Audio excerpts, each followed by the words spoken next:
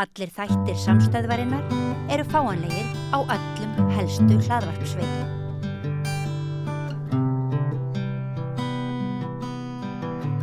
Já, við ætlum að ræða borgarmál eins og við höfum verið að gera svolítið undanfarið. Það eru borgarstjórnarkosningar í vor og við höfum rætt borgarmál svona ýmsum ástæðum.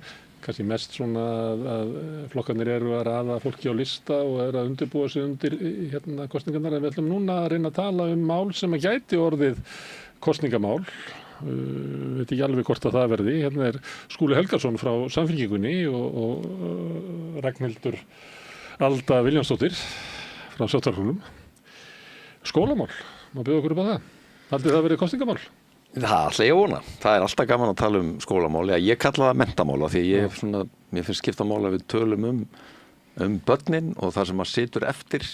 Skólarnir eru umgjörðin en innihaldið menntunin og já, ég vona að þetta sé kosningamál og verði það því þetta helmingurinn af öllum fjárveitingu borgarna fyrir til skólamála og þarna framtíðin okkar. Við stöndum vel að þessu. Ragnhildur Alda, það hefur verið svona undanfarin ár stigvaxandi gagnrýni á skólakerfið okkar sem að stóruleyti sérstaklega það skólakerfið sem inni í sveitarfélögunum sem grunnskólinn og svo náttúrulega leikskólanum sem við ræðum líka eftir og mikið frá svona hægri frá Sjálfstæðisflokknum og viðskiptaráði og félögum. Viljið þið að skólamáli verði kosningamál? Við eigum alltaf að vera að takast á hugmyndir af hvernig þetta laga og bæta gæði menntunar og gæði skólana 100%. Það bara gott að það sýni metnað gagnvart verkefninu sem náttúrulega að tryggja bara börnunum okkar sem besta kennslu og sem besta námsumhverfi líka. En ég veit hins vegar að mikil svona sú gagnrýni sem við höfum kannski helst verið með við höfum náttúrulega mikið verið að tala fyrir því að fara úr bókstafseinkunnunum sem að hefur svona allt einu fengið flug núna úr óvæntum áttum og bara gott að vel með það En getur það skipt svona miklu máli? Mér finnst það skipta miklu máli Tölustöðum að bústaf? Já, mér finnst það. Reynda að samfara með það? Á ég gera það? Já, mér finnst þetta að vera minnsta mál sem að fær mesta athygli bara í íslenskri samfélagsumræðu. Já, ok, fyrir mitt leyti, finnst þér að þetta vera minnsta máli sem fyrir, það náttúrulega mörg atriði með skólahúsnæði og ég skil alveg hvað átt við. Fyrsta lagi algjört grunnatriði að skólahúsnæði sé í lagi og það hefur náttúrulega ekki verið þannig. Það hefur bara verið, við höfum verið með börn á flótta undan myglu og ónýtuð skólahúsnæði við Þú ert að tala hvort það væri gjarnar einkunnir í bókstöfum eða tölustöfum. Já, svo það. Ég veit að það bara búið að vera mikið í deiglunni núna. Þannig þegar við tökum allt hitt, kannski sem vissulega stærra til hliðar, að þá það bara einfaldlega þannig að það alveg óþolandi ef þú ert nemandi og þú ert að reyna að átta þig á því hvernig þú stendur á einhverju prófi og þú veist ekkert hver munurinn á B+ og B eða A eða hvað þá A+. Og ég veit það bara vegna þess að ég á núna son í grunnskóla sem að reyna að taka einkunnirnar sínar í gegn og það engin leið að vita hvernig hann stendur sig vegna þess að skilur enginn þessa bókstafi. Að þetta svolítið eins og ef ég ætla að fara í megrun og ég þarf þá að vita bara hvað ég að léttast mikið og það svolítið erfitt ef ég veit ekki, hver munurinn á B+ og B, eða A og B+ það á skalanum 0 til 10, 3? Ég held að B+ betri en B. Já, en hversu mikið betra? Hversu mikið verra B? Og þetta kannski svona helsta gagnrýnin sem að fólk hefur verið með á þetta. Þetta einkunnir sem erfitt að skilja og þá erfitt að leggja mat á gæði. Þannig að Sjálfstæðisflokkurinn geti komið fram í borgarstjórnarkosningum og sagt að ef við kjósið okkur þá útrýmum við bókstöfum úr einkunnagjöf. Ég veit ekki hvað ég myndi segja útrýming en við myndum klárlega. En við náttúrulega ráðum reyndar ekki þessu í sveitarstjórnarmálunum því miður. Þetta svo sem eitthvað sem ákveðið á ríkisleveli En við viljum bara taka aftur upp númerakerfi. Okay. Skúli, ég sé að hæðast eitthvað að þessu en mér finnst þetta að vera furðulegt hvað er búið að vera mikil tími í þetta. Hálft Kastljós-viðtal og guðmáttakað og maður hugsa bara hvað í gangi? Þetta eins og plástur. Hefur fólkið ekki að tala? Ég alveg sammála því. Þetta í mínum huga algjört aukaatriði en það þannig að þetta hluti á aðalnámskrá grunnskóla sem var sem þið breytið ekki? Breytt á sínum tíma í menntamálaráðuneytinu. En þú veist ég meina það hægt að taka langa umræðum þetta, en mér finnst bara önnur mál eru miklu veigameiri. Það miklu veigameiri hlutir sem við þurfum að takast á við í menntakerfinu og mér finnst til dæmis, sko, að því það búið að gera margt mjög jákvætt í svona faglegri umgjörð grunnskólana. Við erum komið með miklu betra samstarf á milli skólamáluna og velferðarmáluna í sérstaklega stuðningi við börn sem að eru á viðkvæmum stað, þurfa annarkvort námslegan stuðningi eða koma frá heimilum þar sem að baklandið veikt, félagsleg staða veik og svo framvegis og það sá hópur sem að við sem jafnaðarmenn viljum helst standa vörðum, þó að við viljum þetta öllum gangi vel, að þá þurfum við sérstaklega að vanda okkur þegar kemur að þessum hópi. Við settum á stað betri borg fyrir börnverkefni sem snerist þetta. Tökum velferðina og skólamálun og vinnum þetta samhliða þannig að skólabatterið okkar viti hvað velferðarbatterið að gera og svo framvegis. Virkar það? Það virkar, þjónustan hefur batnað og í framhald af þessu frumkvæði okkar hjá borginni þá komu farsaldalögin sem eru svolítið að vinna í þessu sömu átt, að tengja betur saman þá sem eru í þessu stóra kerfi sem menntakerfið er. Þannig að umgjörinn orðin sterkari, en næsta sem við þurfum að gera að mínum að horfa námsárangur á námið. Hvað getum við gert til þess að bæta námsárangurinn og ég kannski eftir þá fjalla sem ég fengið núna undanfærin 4 ára að vera ekki í forystu lengur fyrir menntamálunum í borginni, komin á það að það besta sem við getum gert að horfa á að nýta betur rannsóknir á því sem að sýna okkur hvaða kennsluaðferðir skila börnum mestum árangri og mestum framförum. Og þær eru sem betur við til, bæði hér í háskólasamfélaginu á Íslandi en líka auðvitað út allan heim. Og ég held við verðum að viðurkenna við höfum ekki nægilega kerfisbundið notað þennan fjársjóð sem felst í rannsóknunum. Og ég held að það besta sem pólitíkin gæti gert var að leggja þá almennu línu að það eigum við að gera. Ekki velja aðferðirnar, en vera með þann standard að við höfum ekki að innleiða hluti nema þessu studdi rannsóknum sem sýnir fram á að þetta skili börnunum meiri árangri en aðrar aðferðir sem koma til greina. Ragnhildur, ég spurði virkar þetta, þá sagði þú eins og grunaði að virkaði ekki. Já, sko, málið að þetta er allt mjög fögur orð og fögur fyrirheit og svona. Það er ekki það bara úr pólitíkar, svona mikla glærusýningar en stundum efast maður að það sé eitthvað system sem að virkar. Ég allavega fæ alveg ótal ábendingar alveg daglega frá fólki sem bara alls ekkert ánægt með þetta, sko. Og til dæmis bara besta vinkona mín, dóttir hennar búin að vera að bíða frá því hún var í leikskóla eftir því að komast í greiningu og það hefur verið, og jafnvel þótt að eiga að vera þannig að þátt samt að fá þjónustuna sem að fylgir ef það er grunur til dæmis einhverfu eða ADHD eitthvað svoleiðis, það er það bara ekkert endilega þannig reynd.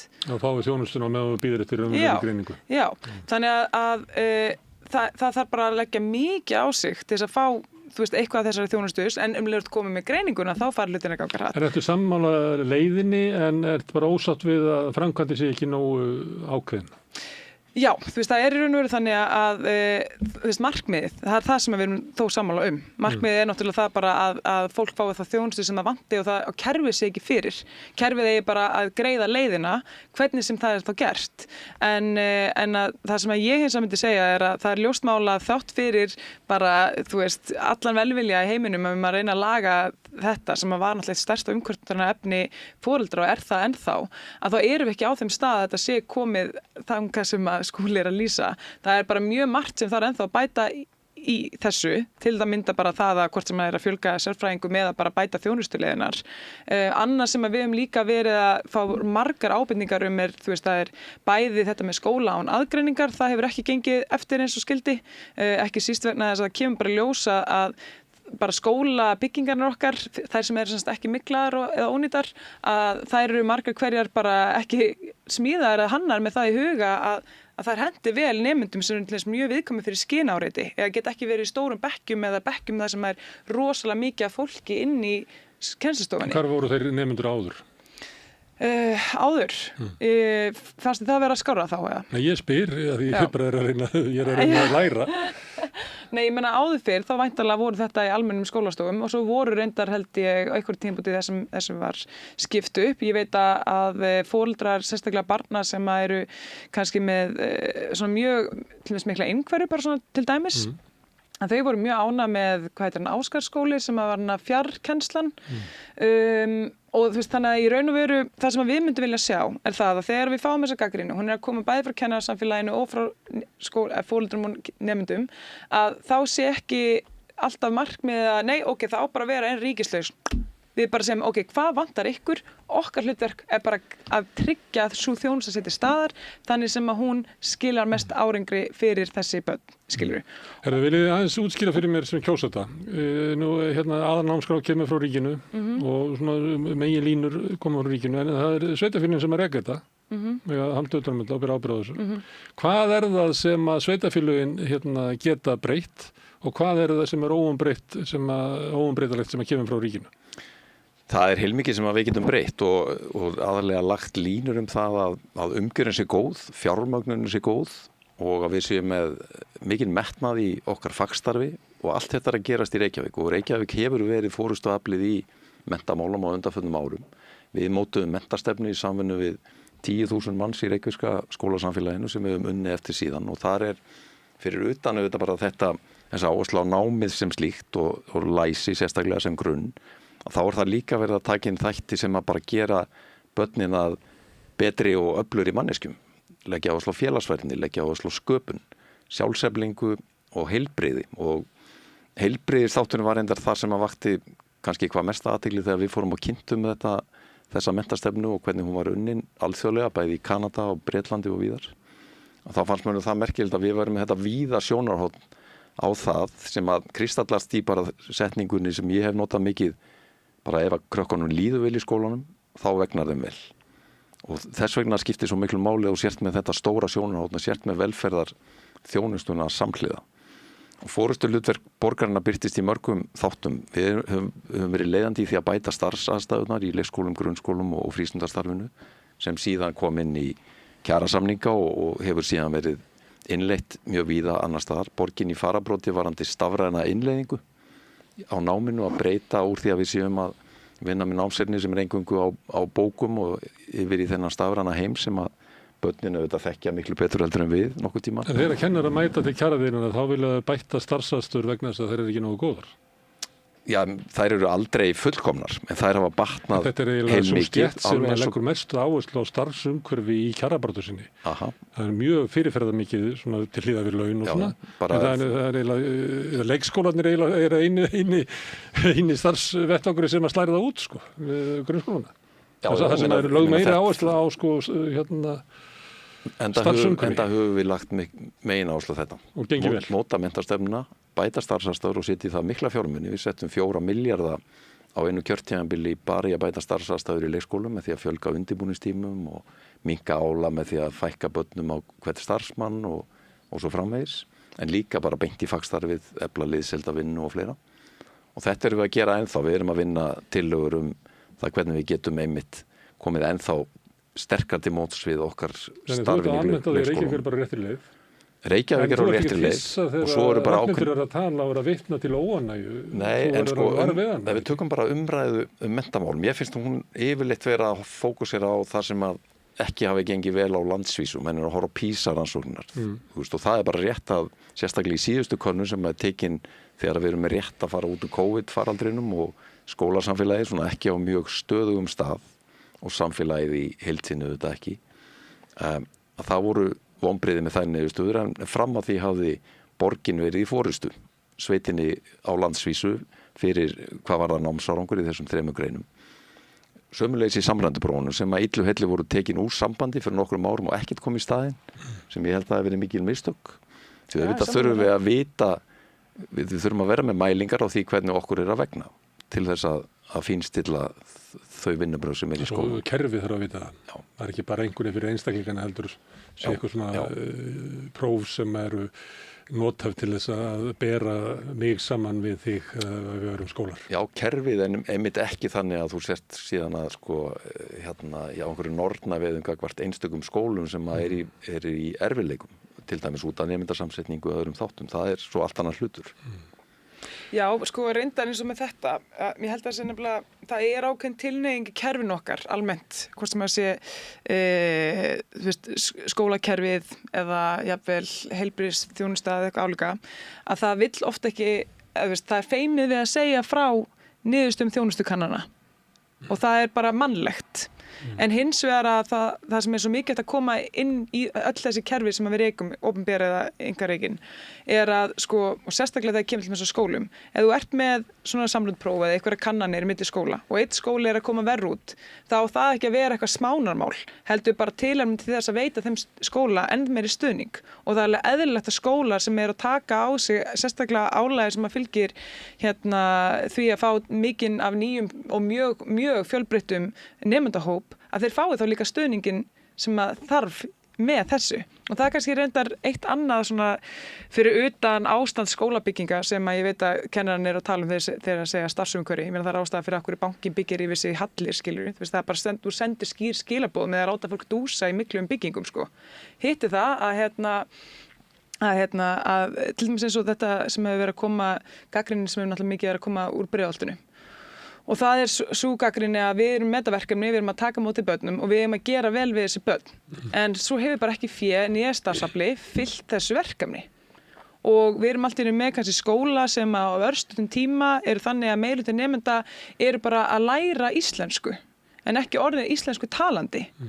Og það er eiginlega ekki hægt að Og skólalóðin er orðin ekki á íslensku. Já, og sem kannski svona þrep sem kannski erfitt að sjá fyrir hvað gerist þegar það er ekki stuðningur við íslenskuna á skólalóðinu. Og málið skólasamfélagið eins og þarna er svolítið skilið eftir. En þess að það fær þetta stóra verkefni í hendunar sem er eðlis ólíkt því að vera með kannski eitthvað sem eru íslensku talandi og eru búin að vera í íslensku skólakerfi lengi. Og því fylgir bara ekki stuðningur sem að þurfti til þess að ná þeim árangur sem að við ætlumst til. Og svo sitja þau bara eftir og eru bara, við erum að reyna að gera okkar besta. Og svo er líka reyndar annað sem að við Má ég aðeins að þessu ekki eitthvað svona tilflutningur á peningum þannig ef þú ert með óvinnu hátt hlutfall af innflytjendum þá færðu eitthvað aðeins meira. Ég minnir að ég hef talað við skólastjóra Fellaskóla þetta. Jú, en verkefnið er bara það stórt. Þannig að það þýðir ekki að segja bara, við erum búin að henda milljarði í þetta. Hvað er peningum að skila? Skólalóðina, því að þá í því samtali þar hljómaði þannig að það er eitt að vera með þig nýkomið til landsins inn í samfélagi sem að talar íslensku og kennar íslensku. Það er annað þegar það eru kannski 70% á skólalóðinni tala ekki íslensku og þar alveg þetta er miklu flóknara fyrir mig sem kennara að kenna þér íslensku. Já, og þetta er bara hárrétt og er risastórt verkefni hjá okkur og við höfum margfalda framlögin í íslensku kennslu barna með annað málin íslensku, þannig að það komi líka fram hér og það er líka búið að full fjármagna bæði grunnskólan og leikskólan. Þetta er í raun og veru fyrsta ári núna í allmörg ár þar sem að þeir eru ekki að glíma með hallarekstur af því að það er búið að setja nýtt fjárhagslíkan sem tekur betur mið af veruleikanum eins og hann er í dag og niðurstaðan er þessi skóla- og frístundamálin eru rekin innan fjárheimildar sem að skipti mjög miklu máli og er gríðarlega mikilvægur grunnu til þess að þú getur farið að byggja ennþá meira ofan á. En þetta með íslensku kennsluna það er bara hárrétt að bæði inn í skólunum og síðan auðvitað ef við til dæmis förum yfir í leikskólan þar er mikil þörf á því að það sé meiri kraftur og meira fjármagnsett í íslensku kennslu bæði starfsfólksins af því að það hefur áhrif á nám barnanna en líka að við opnum meira á það að við getum fengið í okkar lið fleiri umsækjendur störf sem að í dag er hafnað af því að íslensku færnin er lítilega takmörkuð. Og fleiri svoleiðis til þess að verða kennarar. Já. Og það er þetta líkil, að því eitt sem við höfum ekki komið inn á hér er mönnunarmáli. En það er farið að hafa áhrif bæði í grunnskólanum, sérstaklega út í leikskólan. Það er ennþá yfir 90% kennara sem eru kennaramenntaðir í grunnskólanum. En í leikskólanum hefur það hlutfall hríðfallið og það gerist í framhaldi af lagasetningu Alþingis. Fyrst lengingu kennaranámsins 2008 og síðan þessari ákvörðun að taka upp 1 leyfisbréf sem gerði það verkum að nokkur 100 leikskóla kennarar fluttu sig yfir í grunnskólan. Út af starfsaðstöðu. Þegar ég tala við þetta fólk, þá það oftast, það er ekki, þú hættir ekki laun. Það er munur á til dæmis orlofsstöðum, það er lengri frí og minna álag og svo framvegis. Leikskólakennari vegna þess að ástandi í leikskólanum er bara svo slæmt. Já, það er bara meiri áskoranir þar og ein ástæðan er nefnir þetta faghlutfallið er miklu lægra.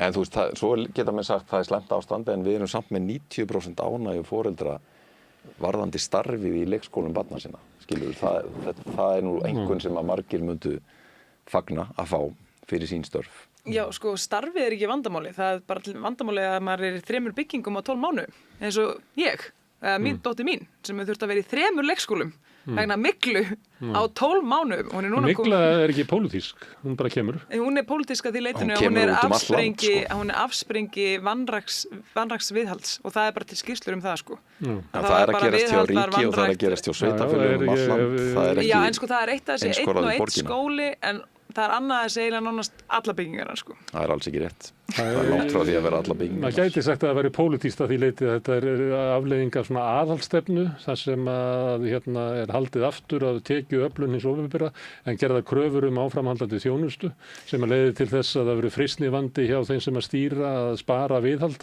sem að leiði til þess að þú fari mygluna í hnakkan. Já, sko, viðhaldið var klárlega sparað. Og svo veltum að fyrir sig bara hvenær voru flestir leikskólanina byggðir og hvernig. Og það sem bara kemur svolítið glögglega í ljós það að það hefur bara people haven't been putting their money where their mouth is, skilur. Nei, ég man ekki eftir því að það var einhver í minnilegur sem sagt hvað framlagið til viðhalds, ég kannist ekki við það. Það var frekar að segja ef ekki að lækka fasteignagjöldin eða eitthvað svoleiðis. Já, þú hefur þetta að sitja fleiri fundum með Sjálfstæðisflokknum. Nei, kannski undanfarnir svona 2-3 ár sem að menn hafa byrjað að segja þetta. Það var ekki þegar við hefðum átt að láta peningana í viðhaldið sem eru að fá mikluna í hausinn. Gunnar, ég er náttúrulega bara búin að vera hérna í 3 ár, skilur. Já, við skulum aðeins muna úr hvaða umhverfi við vorum að koma. Þegar að við fáum fjármálahrunið 2008, þá hverfur 3/4 af tekjum borgarinnar út á einu bretti, sem þýddi þetta menn þurfti að taka mjög sársaukafullar ákvarðanir niðurskurð, alls konar hagræðingu, og það var tekin ákvörðun að byrja á því að verja störfin, að fara ekki í einhverja stórfelldar hópuppsagnir sem að hefðu þetta dýpkað vandan fyrir heimilin í borginni. Númer 2 var síðan að verja launin, það var næsti áfangi þegar menn voru komnir svona aðeins nær yfirborðinu og þá þurfti eitthvað undan að láta og það viðhaldið sem að lætur undan. Sem eftir og ekki var kannski röng ákvörðun eða? Já, áttu menn frekar að segja upp fullt af fólki og lækka launin, þú veist, það var það sem var í búið. Það voru ekki fleiri kostir í stöðunni. Jú, en síðan tekin ákvörðun leið og landi fyrir að rísa og borgin fær inn tekjur aftur og reksturinn fyrir að ganga betur. Þá tekin ákvörðun að setja 25-30 milljarða á 57 árum í nákvæmlega þetta sem við erum að tala skólabyggingar, endurnýjun og viðhald á leikskólum og grunnskólum og það planið sem við höfum unnið eftir síðan. Þetta algjört forgangsmál varðandi fjárfestingar en það sé líka á hreinu hér í borginni. Það ekkert annað sem að hefur tekið til sig meira fjármagn í sambandi við fjárfestingar heldur en þetta. Það kannski hérna að segja leikskóli kostar 2-3 milljarða. Já, og svo bygging, Brókaborg. Svo eru önnur dæmi það sem að framkvæmda tíminn við endurnýjun bara furðulega langur. Það ekki Grandaborg eða eitthvað þar sem búið að vera í 3-4 ár eða eitthvað? Jú, en það ekki. Tíma við eitthvað miklu. Algjörlega, en það ekki og þá segir fólk eitthvað, það eins og Reykjavíkurborg geti ekki, bara kunni ekki að standa í eitthvað svona framkvæmdum. Gera það bara vel, hratt. Já, ég held að þarna sé meginskýringin svo að menn eru í sögulega miklum framkvæmdum á svo mörgum sviðum í einu. Það húsnæðisuppbygging mjög mikil, algjör metuppbygging á húsnæði búin að vera núna undanfæri 10-15 ár. Við erum að fullu að breyta samgöngukerfin okkar með borgarlínu og svo framvegis. Og svo koma þessi mál til viðbótar. Já, það sem hefur þurft að gera í raun og veru fyrr, það búið að gera þetta núna í nýjum meirihluta að setja inn skipulagsbreytingar á framkvæmdasviðinu og einfalda ferlana og bæta tengingar á milli mismunandi sviða. Það hefði kannski þurft að gera það fyrr, það má alveg játa það, en það hefði líka þurft fleiri hendur til þess að vinna þessi verk. Vegna þú lítur að heyra þessar sögur, sumar eru bara furðulega sko. Það sem átti að vera að setja gluggana í og þá gleymdi ykkur að panta gluggana. Gleymdist að panta innréttingar, ég meina Grandaborg gott dæmi, hún var lokuð, henni var lokað út af myglu, hvenær ég man ekki og svo 1,5-2 árum setnum að fari að finna einhvern verktaka sko. Þú veist, þetta er hérna alls konar góðar útskýringar frá fólki sem náttúrulega búin að vera. Hvað er þetta að vandi sé? Held ég að vandi sé peningar. Nú, Ég bara held að vandinn sé þú sá... spara ekki peninga með þessu. Nei, í vandinn er sá að, þú veist, þessar, að viðhaldið var vanrækt. Það er bara augljóst mál. Og maður veit að þegar maður talar um fólki á gólfinu, að það er ofta sem frá því hvernig það var að óska eftir viðhaldi, viðhaldsbeiðnum, rosa stórt svona flækjustig sem tekur við því til þess að reyna að koma beiðnunum eitthvað með áleiðis og svo fá eitthvað á staðinn og það er alltaf eitthvað svona plástralausnir alveg fleiri ár og jú, þessi krafa sem var langt umfram tilefni sko, og tíma á leikskólastjóra að láta ekki óska ekki eftir neinu svona stórum almennum viðgerðum hjá sér sko og svo var sameiningakrafan og allt þetta sem var 2012 og allt þetta sko en svo sem sagt þegar þú tala núna við fólkið sem er að smíða þetta það er bara, þú veist, það er lýsingarnar af verkstjórninni rosalegar hvort sem að sé á bara við byggingarstaðin eða í ráðhúsinu þú veist, það eru bara, við erum að fá ótal ábendingar eins og þú veist frá alls konar, bara frá fólkinu sem er þarna í þessu og það er svona eins og falli bara dauf eyru í ráðhúsinu og það er alveg, já, við þurfum að breyta henni í yfirbyggingunni og darlalala en það sko, þetta snýst ekki um það þetta snýst um að frekar að minnka yfirbygginguna og setja meiri pening bara í að laga málin það er það sem við erum að tala fyrir sko. Sko, þú þekkir þetta er okkur svona tónn í gagnrýni á Reykjavíkurborg bara undanfarið sem hefur svolítið hlaðist upp. Líka tregða við að horfast í augu við það, var ekki þannig í Fossvogsskóla tók bara 1,5 ár fyrir að fá að viðurkenna að það væri myglaða. Já, þetta gerist þannig 21-2, þá kemur upp þessi mygla og kannski svona ákveðin faraldur bara sem að verður þarna næstu missir á eftir, sérstaklega 22 og þar á eftir. 23.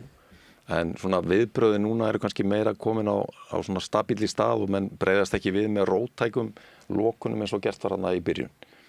En ég hef verið að horfa á einmitt lausnir á þessu. Ég nefndi á hann þetta með skipulagsbreytingarnar sem að skipta mjög miklu máli. Þannig að framkvæmdarsvið borgarinnar eru nú að betur í stakk búin til þess að mæta þessum kröfum sem við erum að gera. En það eru líka einfaldar hugmyndir sem skipta máli eins og við erum að vinna með núna og ég hef verið að tala fyrir sem er að breyta fyrirkomulaginn í leikskólunum þannig að það séu sérstakir umsjónamenn húsnæðismála þar sem eru þá við hliðina á leikskólastjórunum en létta því álagi af leikskólastjórunum að þurfa að nota kannski stóran hluta sínu vinnudegi í svona erindrekstur fyrir viðhaldi og umbótum á sínu húsnæði. Það geta verið með faglega fórustu í skólunum. Já, verið með fagfólk í þeim málum eins og við erum með húsverði í grunnskólunum og að leikskólastjórunni geti verið meira faglegi leiðtogar í mönnunamálum og í innrastarfinu að það sé verið að halda uppi þeim standard sem að leikskólarnir hafa verið að gera og eru frægir fyrir. En er þetta svona tregða við að bregðast við fljótt? Myndirðu taka undir það? Nei, þetta er engin tregða og það vantar ekki fjármagnið eins og ég nefndi á hann. Við erum að vinna eftir því að þetta sé forgangsmál nummer 1 sko. En það er verið að vinna á því ef að það er svo að það sé ekki nægilega hratt brugðist við að þá erum við að bregðast við því einmitt með þessum skipulagsbreytingum sem að einfalda ferlana og ég held að við séum að fara að sjá það núna að þessar aðgerðir sem voru samþykktar síðastlið haust er að fara að skila skilvirkara kerfi hvað þetta varðar. Herðu, fyrir síðustu kosningar þá var svolítið, voru leikskólamáli mikið til umræðu og var svolítið yfirboð í gangi að ef við kjósið mig þá munu öll börn komast í leikskólapláss bara í haust. Það voru allir flokkarnir sem að lofuðu en kannski ekkert mikið breyst. Nei. Má ég koma inn á þetta? Já. Hérna er ég sko mikla hagsmuni að geta verandi notandi leikskólakerfisins. Málið er að ég veit að þetta nú er ekki það sem að þér langar að heyra Gunnar en sko málið er að fyrir mitt leyti ég lít bara á þetta verkefni sem þannig það þarf bara þorp og ef við ætlum að vera í ykkur sko samkeppni því að hann talar leyfisbréfi eins og leyfisbréfi það hafi allt í einu verið orsakavaldur þess að fólk flúði úr leikskólakerfinu yfir í grunnskóla það var bara vegna þess að það var ekki hægt að keppa við það er bara miklu betri starfsaðstæður og ég segi náttúrulega bara þessu, við þurfum í staðan fyrir að vera að segja nei, einkaframtaki má ekki koma inn í þetta, nei, félagasamtök má ekki koma inn í þetta, nei, eini sem að með að reka leikskóla hér eru bara einhver svona útvaldir og þú veist, bara þeir sem eru allt í lagi sem við treystum svo sem og svo bara borgarkerfið. Ég held að það sé ekkert að fara að breyta neinu. Mér finnst það miklu mikilvægara frekar hugsa með okkur, ef við erum með til dæmis bara eitthvað svona eins og félagsstofnun stúdenta gæti verið alveg bara, ég veit ekki, félag hjúkrunarfræðinga eða eitthvað og þau myndu vilja stofna. Já, eða Arion banki, bara ef það einhver sem er tilbúin til þess að skaffa húsnæði, sem ekki miklað, með almennilegri leikskólalóð, uppfylla gæðakröfur, hvað varðandi menntun, væntanlega þá umframjafla okkur, hvað varðandi menntunarstig þeirra sem starfa á leikskólum og tilbúin að hjálpa okkur að leysa verkefnið. Það er bara að segja, já, takk, endilega. Af því að svo þetta líka bara þannig að leikskólakennarar eru ekkert að flýja bara yfir í grunnskóluna eða kennarar, þeir eru bara að flýja í önnur störf eins og hjúkrunarfræðingar skilur frá Landspítalanum. Þannig að máli ef við ætlum að búa til, það er líka bara þannig að ef við ætlum að búa til gott og aðlaðandi starfsumhverfi, bara starfstétt sem er gróskumikil og hún er að vaxa og það er tækifæri, þá þurfum við líka bara fleiri valmöguleikum vinnustæði og valmöguleika fyrir foreldra. Þannig að ég hef verið á þeirri línu bara almennt að það eigi ekki að vera að setja einhverjar svona, skorður að hverju megi og hverju megi ekki. Ég meina, erlendis tíðkast það mikið, sérstaklega í Skandinavíu, í svona smærri bæjum að þar eru foreldrareknu leikskólar. Mér finnst það persónulega mjög sniðug hugmynd. Það hefur verið inn í Reykjavík. Það hefur verið inn í Reykjavík líka. Bara fyrir 50 árum að reynsluðist til þetta. Já, einmitt. Og ég held að það sem ég myndi vilja sjá, ef ég ætlaði nú að fara að lofa ykkur upp í mín armi hér, þá myndi að vera einmitt þetta að ég myndi vilja setja sérstaklega á dagskrá að það væri farið bara í átak í að auðvelda, einfalda ferilinn og auðvelda fólki að koma og stofna, koma fót leikskólum. Einkaveg og markaðsvæða. Markaðsvæða, hvað þýðir það í leikskólamenntun? Það er bara líklega verið þá samkeppni í framhaldinu en engaveið allavega, engaveið. Þetta er engarekstur, minnur? Já, engaveið. Já, það sem að, við erum að tala um það sem að... Engaveið og það sem áður hefur verið opinber þjónusta, það er oft kallað engaveið. Já, en erum við ekki að tala um bara single payer system eins og hér er núna? Það sem að við greiðum náttúrulega bara eins og við gerum með dagmömmjunum. Jú, en það heitir einkavæðing þegar það er eitthvað sem hefur verið hluti af opinberri þjónustu, að það sé flutt yfir í einkarekstur sem að fer eftir lögmálum fyrirtækjareksturs, í eigu einhver aðila sem og skilar arði líklega, býst ég við? Já, ég er nú bara búast við því að þetta verður nú bara eins og allir annar leikskólarekstur, sko. Að það sé fylgið þá megi ekki greiða út arð? Fylgið megi ekki greiða út arð? Já. Heldur við að það sé mikið að græða á leikskóla?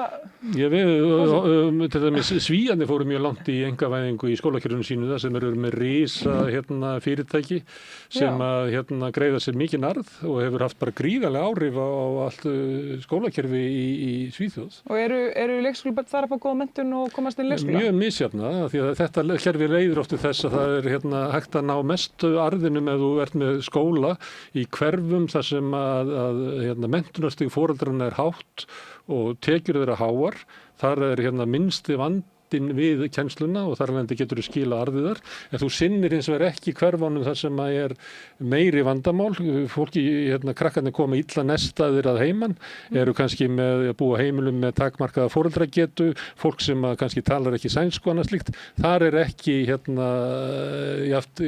gróðravænlegt að reka skóla. Þess vegna ferð þú og býr til skóla í Fossvogi, ef við tökum það dæmi um það, yfirbýður kennarana sem að voru að kenna upp í Fellaskóla og byggir þar er góða skóla, vinnur PISA-kannaninn og allt saman, allir vilja fara með, þetta er ekki bara, það er heilu bókasöfnin rannsóknir á því, hvaða áhrif þetta hafði á sæns samfélag. Ég bara velti fyrir mér vegna þess að hver er raunveruleikinn í Reykjavík núna? Raunveruleikinn í Reykjavík er sá að við erum einmitt með hugmyndafræðilega baráttu núna og ég bara fagna því að við erum komin á þennan stað, því við vorum bara á síðasta ári einmitt að vinna með þetta, eigum að fara út í þá leið að leikskólarnir í borginni verði í auknum mæli reknir af fyrirtækjum í borginni, stórfyrirtækjum eða bönkum eins og Arion banka og þá erum við komið með kerfi þar sem að leikskólinn er ekki fyrir öll börn í hverfinu. Leikskólinn er þá fyrir börn efna fólks og þeirra sem eru svo heppnir að vinna hjá bönkum. Og við sögðum bara í samfylkingunni bara nei takk, við ætlum ekki að fara þessa leið og sérstaklega ekki af því að aðilar sem að voru að vinna með þessar hugmyndir höfðu einmitt mestan áhuga á því að við myndum fara út í einkavæðingu, að við myndum loka borgarreknu leikskólum og affenda þeim húsnæði til þess að reka slíka leikskóla sem að voru þá undir formerkjum fyrirtækja þjónustu eða leikskóla. Og þetta er önnur hugmyndin sem að bara aðgreinir okkur og sjálfstæðismenn og hægri flokkana, hinn er þessi hugmynd heimgreiðslur. Að í staðin fyrir að útvega leikskólapláss þá séum við að borga foreldrum og þá væntanlega ekki síst konum sem að taka oft veitt frekar að sér þau hlutverk að sjá heimilið, því miður, það ennþá þannig. Ákveðnar svona sárabætur fyrir það að fá ekki pláss. Og bæði það sem sagt í andstöðu við jafnréttisbaráttuna, en það líka bara að opna ákveði Pandorubóks sem þannig að við þurfum á ýmsum sviðum að vinna með það, að það tekur tíma fyrir þá sem að sækjum almannaþjónustu að fá hann að veita. Það þekkjum við þannig, hefur það verið alltaf. Þá myndir líklega hægri maðurinn spyrja þig, þú vilt ekki opna þetta Pandorubóks, þú vilt ekki heimgreiðslur, þú vilt ekki einkarekstur inn í leikskólanu, þú vilt enga lausnir. Þannig þú vilt bara halda áfram óbreyttu vondu ástandi, af hugmyndafræðilegum ástandi. Nei, við erum að vinna með blanda kerfi. Við erum með ágætis samstarf við tiltekna sjálfstætt rekna leikskóla og við erum ekkert að fara að loka þeim. Við erum ekki að fara að einkavæða þá skóla sem eru borgarreknir í dag og eru með gott starf, frábær starfsfólk. Ég er samt ekki að tala fyrir því að einkavæða borgarrekna kerfið. Ég er að tala að fjölga þeim sem eru í kerfinu. Þú ert að halda þig fram að það vilja ykkur reka leikskóla en þau segja nei við því. Hverjir eru það? Því að við erum með hjallastefnuna, við erum með... En það getur verið fleiri hjallastefnur, það getur verið Montessori leikskóli. Hefur eitthvað komið með bara gott upplegg og fengið nei frá borgaryfirvöldum? Nei, en það ekki svo ég viti, en það kann kannski að vera vegna þessum leið og þessi umræði barsti tals að þá bárust bara mjög skýr fyrirmæli, skýr skilaboð, bara Líf og held í fleiri einmitt. Var það ekki Alvotech og Arion og eitthvað svoleiðis? Já, en ég meina það eru fleiri sem að, þeir voru kannski þeir sem voru formlegast að segja, herru, er þetta möguleiki fyrir okkur? En það sama fyrir Alvotech og félag hjúkrunarfræðinga, sko. Þú veist, eða einhvern annan. Ef þetta er þannig að það er bara sagt bara blátt nei, við ætlum bara að fjölga borgarreknum leikskólum. Þá er enginn að fara að prófa þetta. Já, það er að hjallastefnan kom fyrir. Þetta er bara miskilningur að menn hafi fengið nei ef það hafa komið aðilar sem hafa verið tilbúinir að setja upp sjálfstætt leikskóla Líf sagði bara hreint út nei, sko. Vinna á þeim forsendum. Já, út af það væri Alvotech og Arion. Finnst þið það ekki vera svona gengi lengra heldur en til dæmis hjallastefnan eða sem byggir upp á okkur svona kenningum? Lykilpunkturinn er þessi, er jöfnuður á bakvið inntöku barnanna eða er það ekki? Það er það sem við viljum sjá, að það eigi öll börn jafna möguleika á því að komast inn í leikskóla og það sé aldurinn sem að ræðu för eða mögulega svona félagslegi þættir eins og systkina staða, eins og ég verið að tala fyrir við ættum að taka upp systkina fórgang í leikskólum af því að það eru augljós rök frá sjónarhóli barnafjölskyldna fyrir því að ef þú ert með fleiri en eitt barn á leikskólaaldri þá sé skynsamlegt að þau séu saman í leikskóla. Já, sko málið er bara raunveruleikin en fyrirtækja leikskóla hugmyndin gengur bara út á allt aðra hluti. Hún gengur út á það að það séu bara starfsmanna í tilteknum fyrirtækjum hefur svo sem verið til. Ég held að það hefur verið leikskóli við Klepp þar sem að börn hjúkrunarfræðinga fyrst og fremst, það var það sagt þannig. Og ég meina, ég veit ekki hvað það sé til en þá. Ég meina við Landspítalann var með fyrir mörgum áratugum síðan. Og það er nákvæmlega börn nemenda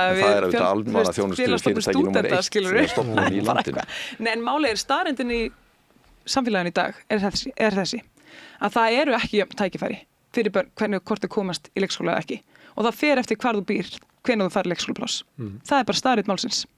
Þú veist þannig að ég gef rosalega lítið fyrir það þegar að við erum að segja, herðu, það þarf að fjölga leikskólum í hverfinum. Þú veist, sama hvort að það sé rekið að Alvotech eða félagi hjúkrunarfræðinga eða félagi nemenda við HR, skilju, mér er sama, eða bara einhver foreldrar er einhver hverfi sem taka sér saman. Mér er sama, eins lengi bara uppfylla ákveðna gæðakröfur og að það sé bara sami skilju styrkur sem fylgir frá borginni. Þú veist, það er bara einu kröfunar sem ég legg á þetta, sko, og þetta sé bara gæðaríkt starf og fólk kemst að. Vegna þess að mér finnst það algjörlega aumt að segja hér, við ætlum ekki að fá aðra til að koma og hjálpa okkur að leysa leikskólavandan vegna þess að við höldum að það veri svona ójöfnur á sama tíma og það veri að halda úti miklum ójöfnuði í Reykjavík. Bara vegna þess að það leikskólakerfið er í lamasessi. Það getur ekki verið rök fyrir auknum ójöfnuði að sé ójöfnuði. Nei, svo ætla ég að segja eitt annað með þetta. Svo ætla ég að segja eitt annað í þessu. Þú veist, það er verið að tala um einhver fyrirtæki eins og Alvotech og það er verið að segja bara já, þetta er bara að þarna vinni bara fólki ákveðnum tekjuflokkum. Það er bara alls konar fólk sem vinnur hjá, það er fólk í mötuneytinu, það er fólk sem er að vinna í móttökunni, það er fólk sem er að vinna, þú veist, í millistéttinni hana. Það þarf ekki endilega að vera þannig því að það er orðið meira að segja hjá hennu opinbera orðið þannig að þeir sem að vinna í mötuneytinu vinna hjá einhverju fyrirtæki sem að kemur bara utan að og sér ræstingar og sér matinn og eitthvað fleira, að það eru bara þeir sem að þetta meira segja á háskólatorgi. Þetta er ekki starfsmenn háskólan sem eru að gefa nemendum að borða. Það er eitt sem en það sem er að segja að það er ekki að ganga frá því vísu að það sé bara ákveðin tekjuhópur sem er hana. En það er líka nauðsynlegt að hafa í huga að því ég var að tala um að við værum að gefa í á svo mörgum sviðum á sama tíma og ég meina við erum sannarlega að gefa í varandi leikskólauppbygginguna í borginni. Við erum búin að opna 7 nýja leikskóla á undanförnum 7 árum. Það lokið ekki 7 jafn og áður. 1200 ný pláss sem hafa orðið til og það eru Skúli, er 1800 ekki að loka pláss á í sama viðbót. tíma? Jú, svo er að loka tímabundið einhver pláss í gömlu Tala bara hvað leikskóla. þið bæti við ef þið talið ekki hvað flaut út síðan hinum einn. Jú, ég meina það er bara þannig, þú veist, við erum búin að bæta við 1200 plássum og síðan hafa, 1200 plássum í nýjum plássum og síðan það hafa lokuðust, var lokað út af miklu og fleira öðrum ástæðum. Sem að gerist bara út all land, Gunnarsmári, þú veist það Ég er nú bara að reyna að fá að bæði hjá ríki upplýsingarnar séu og þannig séu sveitarfélögum sambærilegar. og borginni.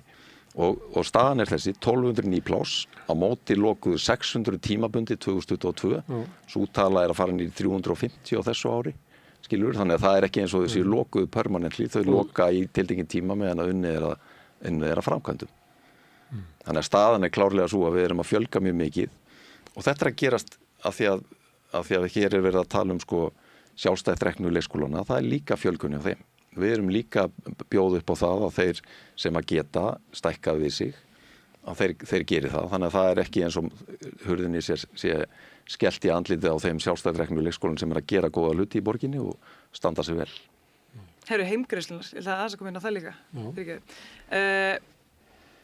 Nú ég er bara stoltur bullandi feministi. Ég er bullandi feministi og bara hef alltaf verið. En fyrir mitt Þú er ekki tradvæf. Ég meina, það er bara líka feminist að segja að þú mátt vera tradvæf fyrir mér, skilur. Þú veist, ég ætla ekki að segja konum hvernig það er að haga lífið sínu. En og það er minn feminismi, skilur. Ég bara, ef þú vilt vera að baka, bara geggja, má ég fá brauð, þú veist. Það er bara, ef þú skóði í þessu, ég er ræðilega í þessu, sko. En hitti það að sem sagt, varandi heimgreiðslunar. Af því að, það sem við vorum að leggja til við sjálfstæðismenn, þetta var einfallega svona. Þú varst með fjölskyldur, konur, kannski 2 kalla, bara, þú veist, bara alls konar fjölskyldur sem voru ekki að fá leikskólapláss. Og bara fæðingarorlofið var búið, þau voru að verða fyrir miklum tekjuskerðingum og það er bara rosalega erfitt á þessum tíma, sérstaklega þegar maður er með húsnæðislán sem er að vaxa upp úr öllu valdi. Þannig að við vorum að leggja til, bara herðu, þetta er peningurinn sem að borgarstjórinn hvað sem er búin að lofa að setja í þennan málaflokk. Eigum við ekki þá að styðja við þetta fólk þangað til að það fær leikskólaplásunum sem að því var lofað. Og þá er allt í einu bara fær maður það í andlitið að maður sé að tala um að hlekkja konur við eldavélina og hvað kjaftaði, sko.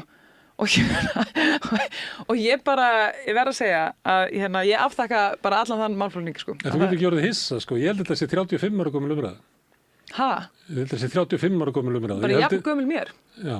Ég held þetta að verið kringu 1990 sem að ég man bara eftir Davíð Oddsson var að segja akkurat þetta. Þegar kemur krafan sem að verður síðan aðalkrafa R-listans að byggja upp leikskóla.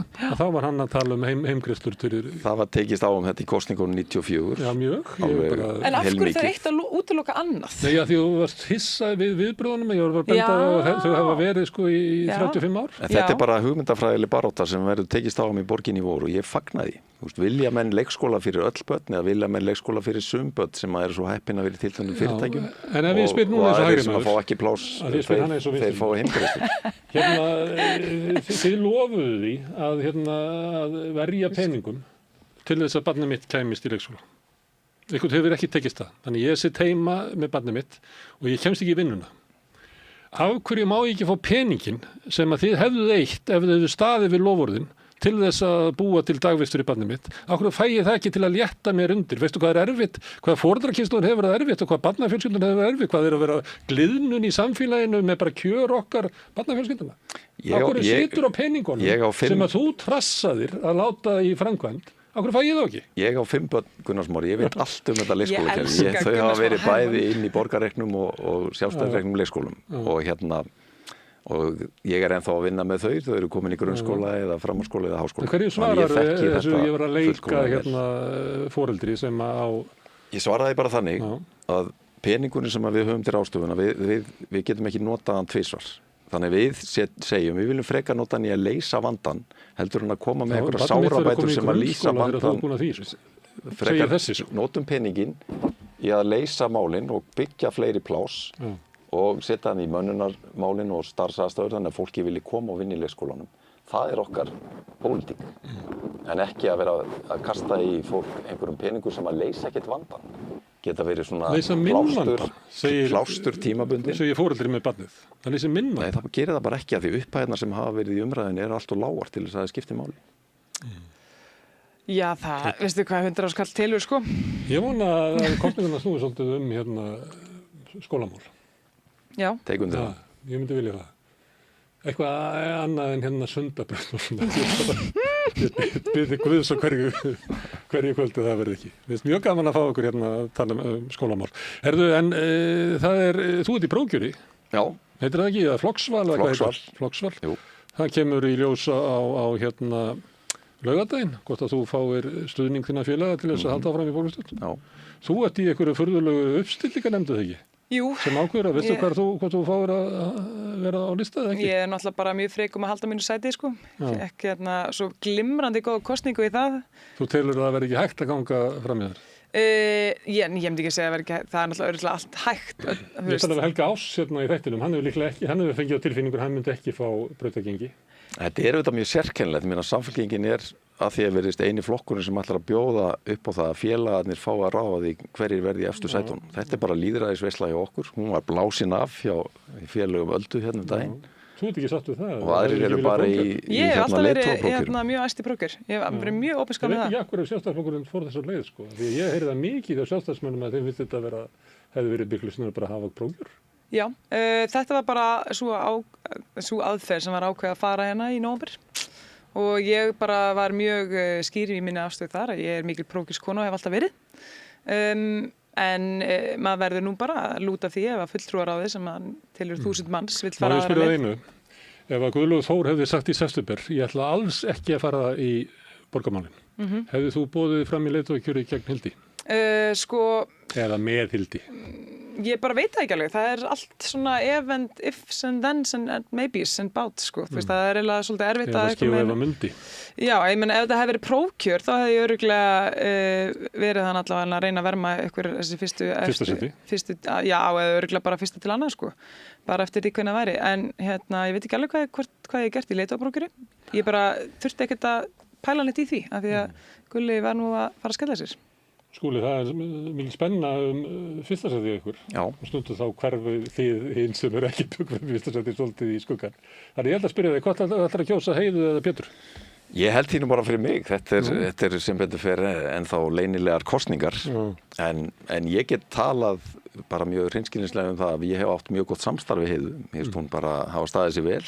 Það er bara að koma gríðarlega mörg í verk á þessu eina ári sem hún hefur verið borgarstjóri. Hún náði náttúrulega að mynda meiriluta og forða okkur frá hægri meiriluta í borginni. Það er nú ekki lítið afrek, sko. Og en svo get ég líka sagt, ég veit ekki, hef ekki langa reynslu og hef aldrei unnið með Pétri en hann kemur vel út í viðtölum og á þessum frambjóðandafundi sem var frábær fyrir tróðfullu inn og einstaklega geðþekkur maður. Já, allir segja sem hafa hitt hann. Og yrði góður liðsmaður inn í okkar hóp.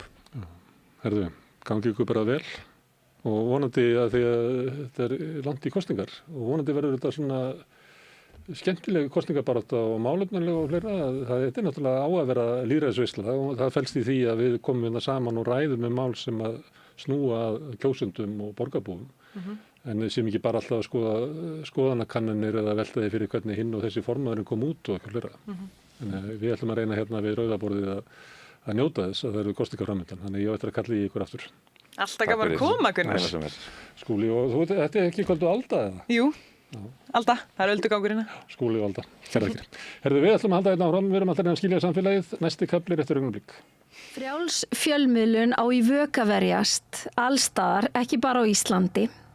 Peningavaldið og sterku hagsmunaöflin eiga greiðan aðgang að stjórnvaldi og fjölmiðlum og eiga jafnvel sína eigin fjölmiðla. Þess vegna er samstöðin svo mikilvæg. Hér er pláss fyrir allar raddir, málin eru krufin til mergjar og samtölin eru stór og innihaldsrík.